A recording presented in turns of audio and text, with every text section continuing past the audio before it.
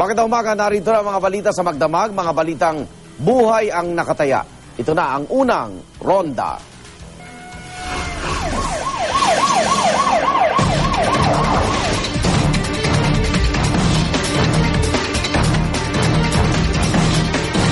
Isang presong patay matapos mabaril sa riot sa loob ng Marikina City Jail. Dalawang iba pa ang sugatan sa insidente. Darito ang unang ronda ni Haji Rieta.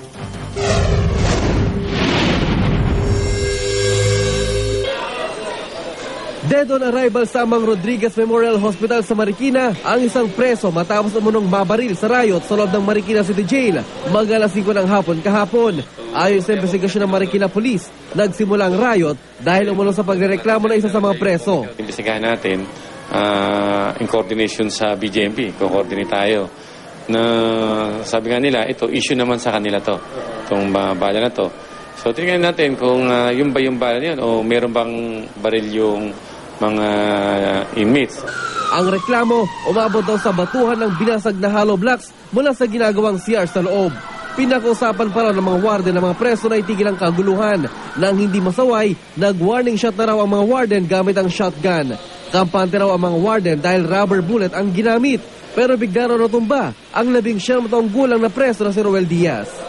Ang problema nila is yung masyado raw mahigpit yung pagsita ng mga jail guards. Na yung mga babae daw talagang kinakapkapan todo, the point kahit daw meron daw yung period, sinicheck pa rin. Which is ang reason naman ng ating jail officers, is OP yun. Isinugod sa ospital si Diaz kasamang dalawang sugatang preso na sina Joel Malikdim at John Carino. Ayon sa mga doktor, nagtamo ng 4 na tama ng bala ng baril sa Diaz na tumagos sa dibdib at yan. Ilang oras matapos ang insidente, ibinalik sa kulungan ng dalawang preso na ayaw magsalita sa pangyayari. Sinubukan ng news team na kunan ng pahayag ang mga warden na nagpaputok umano ng baril pero hindi mo na sila humarap sa amin. So unang akala namin may natamaan o unang akala namin nasaksak na unruly na sila. So medyo pinatawag ko yung ating special reaction unit.